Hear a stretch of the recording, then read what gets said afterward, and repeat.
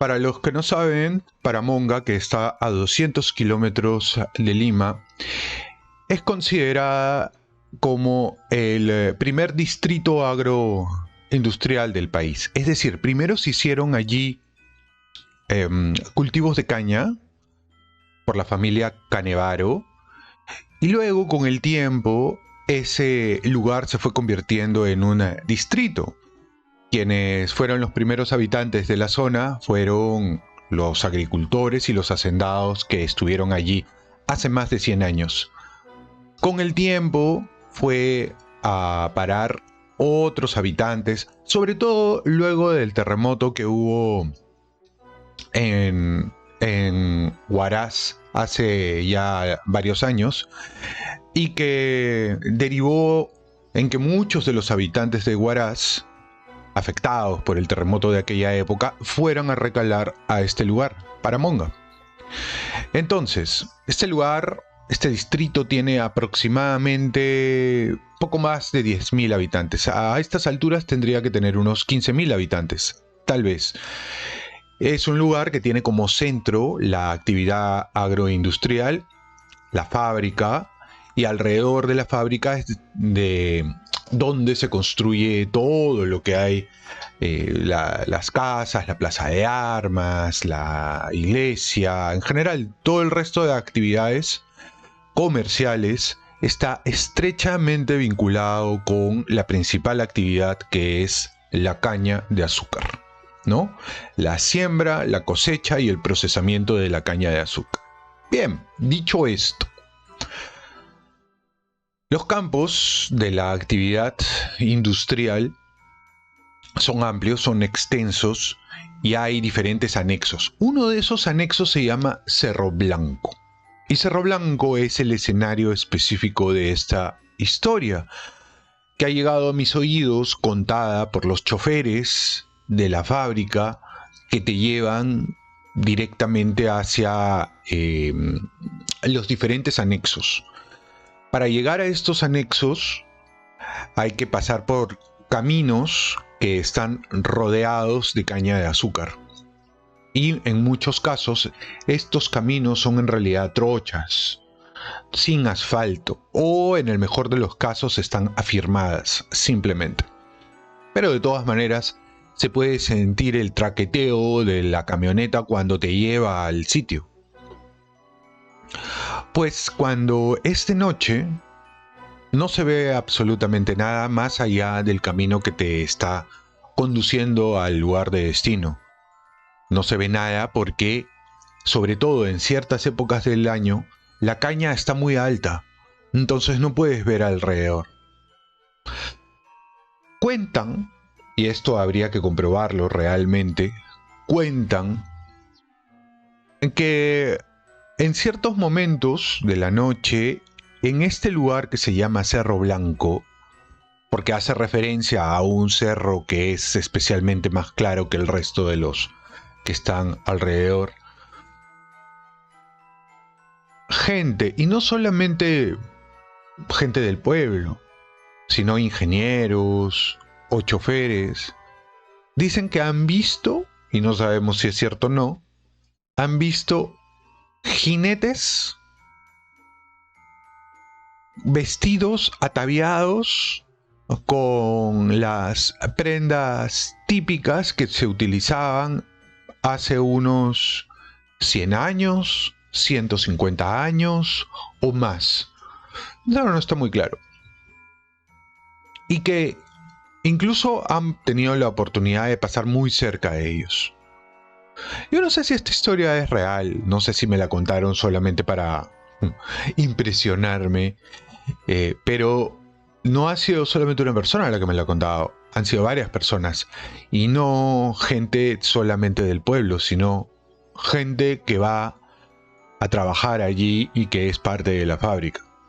Bueno, como esos relatos, en esa zona, en Paramonga, a 200 kilómetros al norte de Lima, hay un montón de relatos, porque es una zona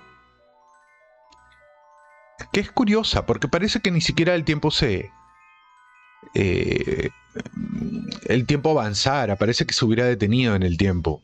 Las cosas caminan de manera pasmosa, con una parsimonia propia de un pueblo, a pesar de que no está tan lejos de Lima. Y es interesante porque yo vivía en una parte que se denominan los chalets, y donde, digamos, era una zona justo detrás de la fábrica que está construida a la usanza de los Estados Unidos, de un suburbio de los Estados Unidos. Tienes que pensar en los años maravillosos para que puedas hacerte una idea de cómo era esa zona. Y cómo sigue siendo. ¿Y por qué estaba construida de esa forma? Porque cuando la familia Canaval deja la actividad de ingenio, de cosecha, siembra, o mejor dicho, siembra, cosecha y procesamiento de la caña de azúcar para convertirla en azúcar, la compra la empresa Grace, una compañía norteamericana. Y llegan muchos ingenieros de los Estados Unidos para trabajar en esa zona directamente. Cuando en esa zona básicamente no había nada, absolutamente nada. No había nada. Entonces los Grace empiezan a invertir. Y no solamente invierten en la propia producción industrial, no invierten solamente en la fábrica, en el trapiche, en los trenes que conducían la caña de azúcar desde los campos a la propia operación. No, construyeron para los ingenieros que llegaban desde los Estados Unidos todo una pequeña urbanización, un pequeño pueblito muy chiquito dentro de la misma Paramonga que asemejaba este suburbio norteamericano, de manera que la gente encontraron una suerte de consuelo en medio de esa sensación de echar de menos tu terruño, tu lugar y tal. En este lugar construyeron incluso un club, un bowling. En aquella época, los camareros de la propia empresa que atendían este bowling estaban vestidos de saco y corbata y tenían todos los usos de una suerte de club de lujo. Pero esto no se queda así. Alrededor de este lugar también empezaron a hacer construcción, ya no para los ingenieros que venían de los Estados Unidos, sino para los trabajadores peruanos que tenían que probablemente dejar su lugar para irse a trabajar específicamente en Paramonga, y construyeron casas para ellos, les construyeron un estadio, les construyeron un hospital, que fue el primer hospital que además tenía lo último en tecnología para la época, construido en el norte chico del Perú, o de Lima. Antes no había eso, no existía. No habían ese tipo de construcciones. Normalmente eso lo hacía el Estado, pero el Estado, ya saben, normalmente es carente, inexistente en las regiones más alejadas del país. Y en esta zona, en la zona que se denominan los chalets, ya no vive mucha gente, vive realmente poca gente. Los pocos que viven son los trabajadores, tanto de Lima como del norte chico, que llegan a trabajar a Paramonga. Luego vive gente que sí es propietaria de alguna de esas casas, y de allí no vive nadie más. Es una zona que realmente está vacía. Cuando tú caminas por allí un domingo por la noche o un día particular por la noche, prácticamente no ves a nadie en cuadras. Son casas a dos aguas, totalmente silenciosas, de donde aparentemente no hay nadie, o en donde no hay nadie. Las calles están despobladas, son desiertas.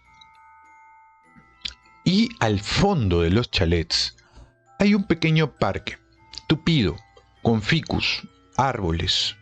Al fondo puedes escuchar el rumor del mar, porque este lugar está prácticamente pegado al mar, pero no tiene salida a la playa. Hay un muro que lo rodea. Y por las noches, cuando hay más viento, cuando arrecia esta suerte de combinación entre ventisca con brisa marina, se escucha un silbido que es propio del viento cuando atraviesa los árboles, sus ramas y las hojas, y genera esta sensación fantasmal, bucólica, en un lugar tan aparentemente lejano de Lima, pero en realidad está bastante cerca. Y eso es lo que hace probablemente que el lugar, que además, en donde además no hay nadie, tenga esta suerte de halo mágico que lo rodea. Y no solamente mágico, diría también hasta cierto punto tenebroso, porque sí que es cierto que da miedo. Aunque también, y hay que decirlo, sirve de escondrijo para algunas parejas que quieren poner en práctica con mayor libertad algo que de repente se les tiene prohibido durante el día. Y es que, claro, hay amantes prohibidos dentro de la chamba. No uno, hay varios. Entonces, y como normalmente la gente va a trabajar allí durante toda una semana y solamente tiene el fin de semana para volver a casa, y nuevamente tiene que volver a la zona a trabajar durante otra larga semana, y prácticamente lo que tienes en casa es un día y medio. Eso propicia, facilita que se vayan entretejiendo prohibidas e incluso a veces sórdidas historias de amor entre trabajadores de la compañía, que encuentran en ese pequeño nidito un solaz en donde pueden dar rienda suelta a sus expresiones de amor y de otro tipo. Así que siempre para Monga es una oportunidad interesante de visitar, más allá de esas pequeñas anécdotas, porque hay bastantes historias, no solamente de carácter romántico o misterioso, ¿no? Hay anécdotas de todo tipo, de todo tipo. Así que los invito a que vayan algún día, alguna vez, en algún momento.